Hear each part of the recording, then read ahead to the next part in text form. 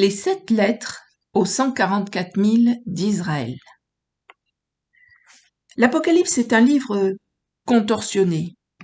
Tout dans le livre, dès le chapitre 1, fait partie du même corpus d'histoire, et une grande partie de l'Apocalypse a à voir avec la façon dont les prêtres de Dieu sont amenés vers le céleste Saint des Saints.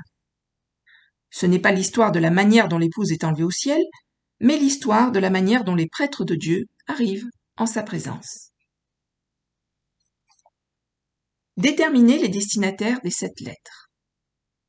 Les croyants, à la fois actuels et ceux qui viendront au Christ au cours des 7 dernières années avant la seconde venue du Christ, sont tous des prêtres et des rois. Les croyants qui seront décapités pendant le règne de la bête seront ressuscités et ils régneront avec Christ sur terre. On nous dit aussi spécifiquement qu'ils seront prêtres de Dieu. L'histoire est racontée via des symboles et des images. Chaque détail du livre est important et nous apprend quelque chose sur les personnages, l'intrigue et le minutage des événements. Cela inclut tous les détails trouvés dans les chapitres 1 à 3 de l'Apocalypse, qui comprend les lettres aux 7 églises. Lorsque Jean a eu la vision du Christ glorifié dans le premier chapitre, il nous a donné une description de ce qu'il a vu. Quelqu'un comme un fils de l'homme avec des yeux comme des flammes, vêtu d'une robe, avec une ceinture dorée, et ainsi de suite. Mais la description du Christ dans le premier chapitre ne nous donne pas la description complète. La description est en fait continuée dans chacune des salutations aux lettres aux 7 églises.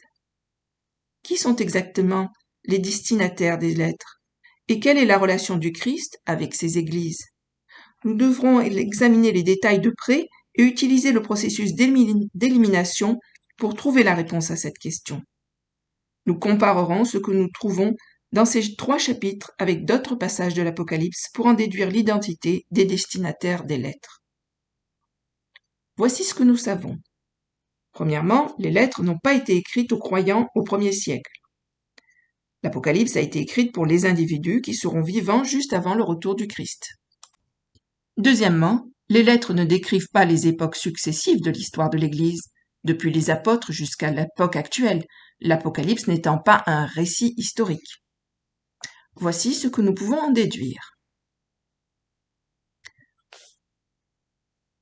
D'abord, parce qu'il n'y a aucun avertissement contre le fait de prendre la marque de la bête, ni rien à propos de l'Antéchrist ou du faux prophète, nous pouvons supposer que les gens à qui les lettres sont adressées ne seront pas présents sur la terre après le milieu des 7 années, lorsque la bête, l'Antéchrist, commencera son règne.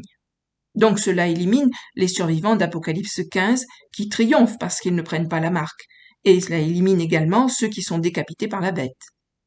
Ces personnes sont clairement mises en garde contre la prise de la marque, le culte de la bête, etc., par les anges de l'Évangile dans l'Apocalypse 14, au moment où la bête commence à régner.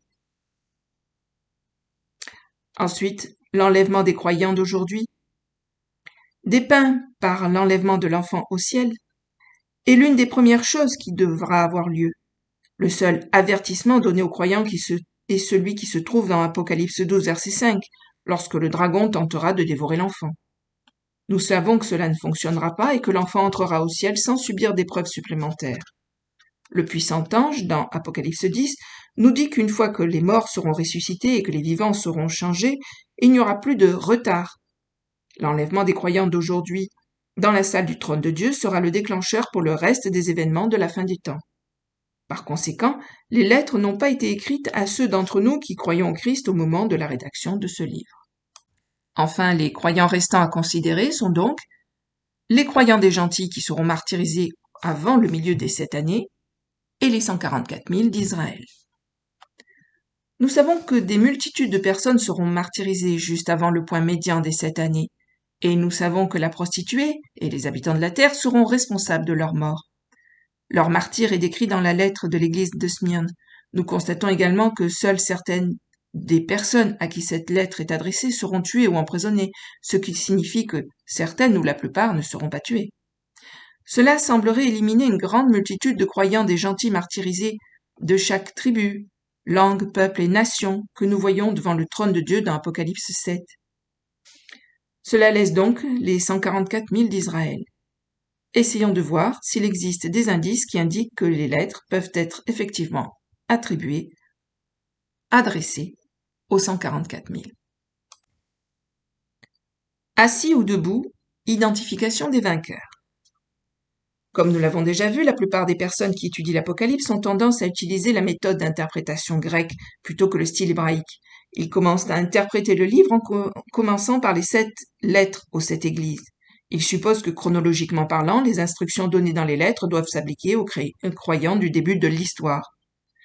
Nombreux sont ceux qui croient que chaque église représente les âges successifs de l'histoire de l'église, ou bien ils appliquent les lettres aux croyants du 1er siècle. Le problème de l'interprétation du livre en utilisant les 7 lettres comme fondement de l'histoire, c'est que nous ne savons même pas encore qui sont tous les personnages. Ce n'est que beaucoup plus loin dans le livre que tous les acteurs sont dévoilés.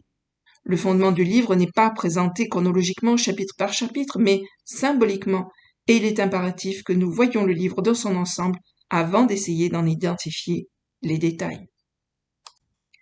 L'enfant et la femme sont tous deux sauvés de Satan, l'enfant en étant enlevé au ciel et la femme en étant transportée dans le désert sur des ailes d'aigle. Bien qu'ils soient tous deux persécutés par Satan, ni l'enfant ni la femme ne sont appelés à lutter. L'enfant et la femme seront tous deux délivrés par Dieu. L'enfant sera enlevé et la femme sera emmenée dans un lieu sûr dans le désert. Les 24 anciens dans la salle du trône de Dieu sont censés être assimilés à l'enfant de la femme. Ils sont assis sur des trônes dans la salle du trône de Dieu, qui est la destination de l'enfant enlevé.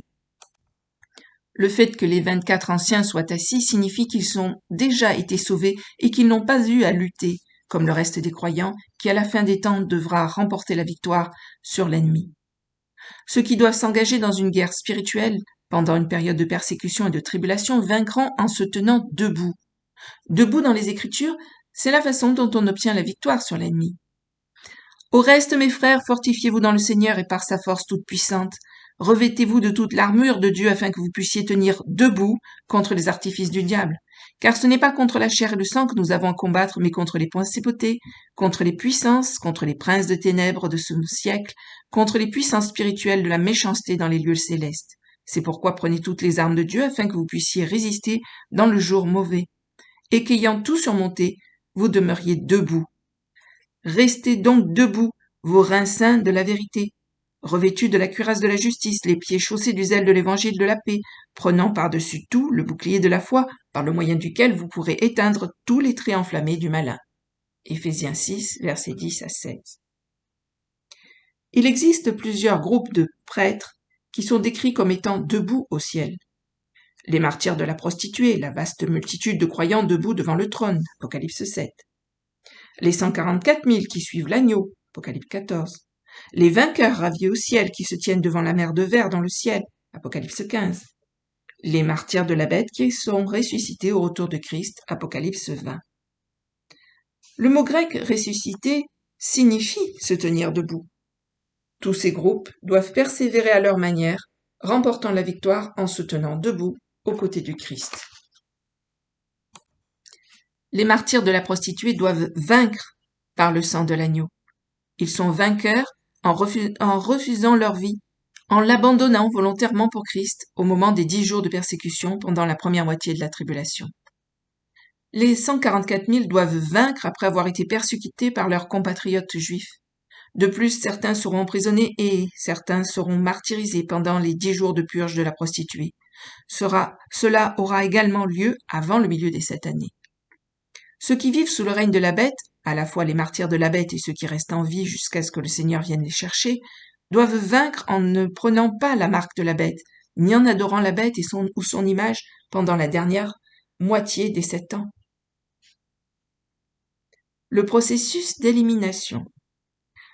Les lettres aux 7 églises ont été écrites à ceux qui doivent vaincre, qui doivent triompher de leurs ennemis. Cela élimine l'église actuelle et le reste d'Israël comme étant les vainqueurs. Ces deux groupes seront délivrés, sans besoin d'avoir à lutter. En lisant les 7 lettres, nous voyons des différences aux Juifs qui ne sont pas Juifs et à la synagogue de Satan. Ces indices, entre autres, suggèrent que les 144 000 peuvent être les destinataires prévus des lettres. Les 144 000 seront les personnes qui seront les toutes premières à recevoir Christ une fois que l'enfant sera au ciel. Ces nouveaux croyants israéliens seront persécutés presque immédiatement après leur sanctification. Et comme Jésus les en a avertis, leurs plus grands ennemis seront les membres de leur propre famille. Les 7 églises, représentées par les 7 chandeliers, sont des assemblées de croyants israélites. Les 144 000 d'Israël seront les ecclésias, les appelés, les apôtres de l'agneau à qui les lettres sont adressées. Les lettres aux 7 églises sont placées au début du livre de l'Apocalypse parce que les personnes auxquelles les instructions s'appliquent seront les premières à avoir besoin des conseils qu'elles offrent.